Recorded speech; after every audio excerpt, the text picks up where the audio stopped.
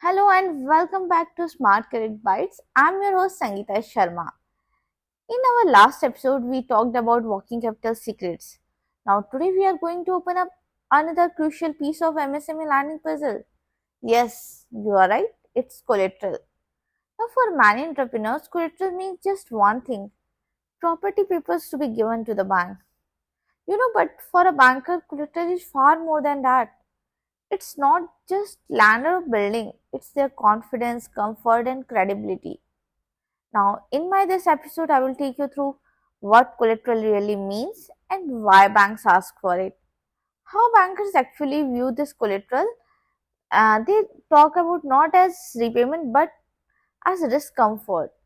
Common mistakes MSME make while offering security, types of collateral beyond just property, and finally, a smart borrower's guide to managing collateral wisely.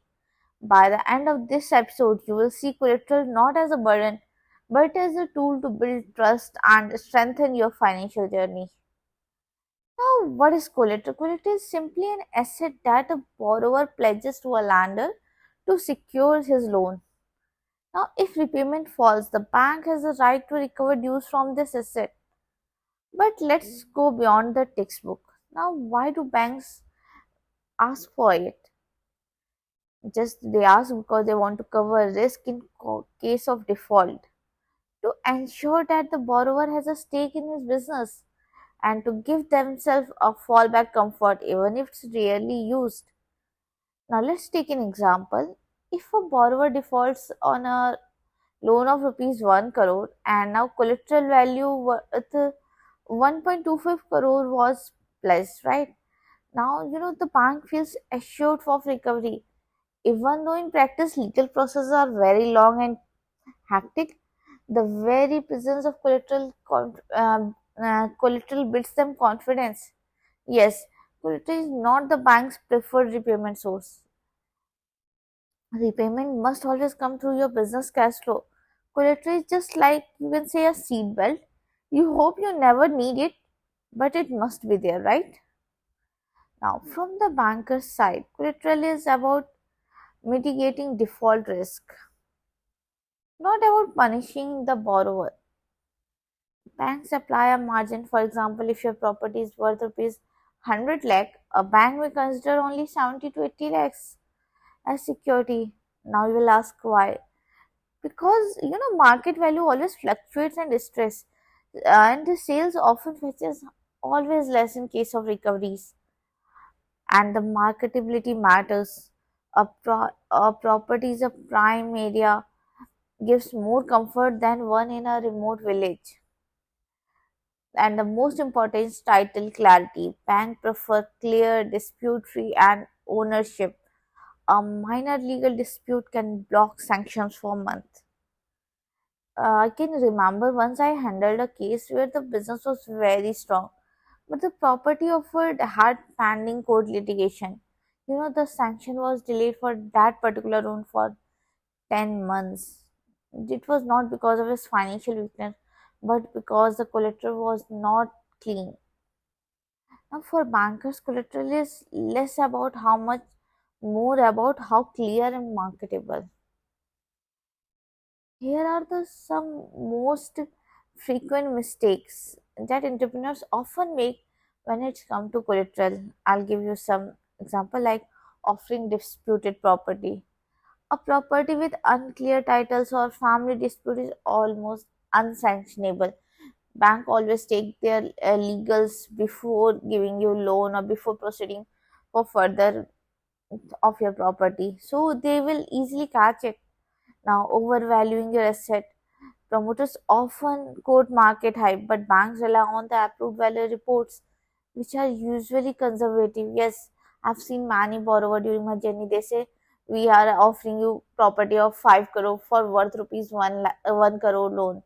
But when we go with the valuation process and the property value is hardly 60 to 70 lakhs. So I have seen this man example of overvaluing the assets. Now, assuming more collateral doesn't mean automatic sanction.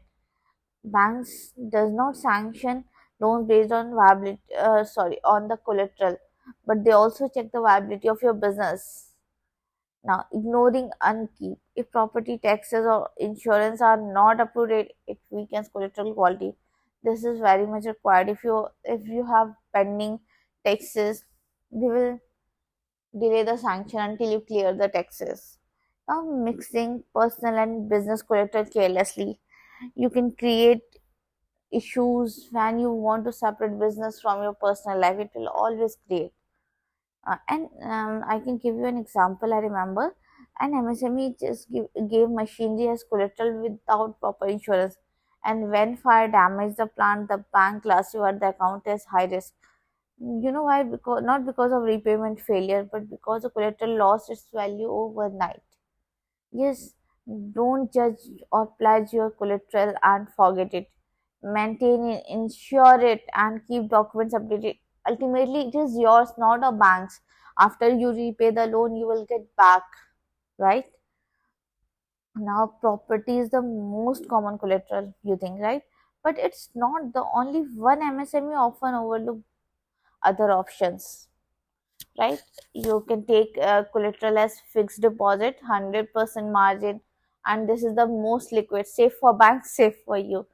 NSC, KVP, LIC policies, bank take their surrender values. Plant and machinery also application is also taken, especially in case of term loans.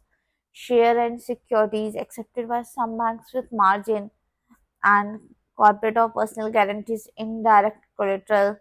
Government schemes are there like CGTMSE, CGFMU. They provide cover when collateral is not available with you. So, sometimes entrepreneurs say, I don't have property, but in reality, they have FDs, insurance, and even strong receivables that can be structured as security. You can explore all the options. Just talk to your bank. Now, here's how to handle your collaterals like a pro. Keep your documents clean. Regularly update encumbrance certificates, pay property taxes, and maintain insurance. Be realistic on valuation. Don't fight with bankers on inflated value.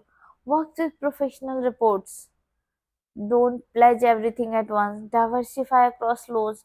Keep backup for your emergencies.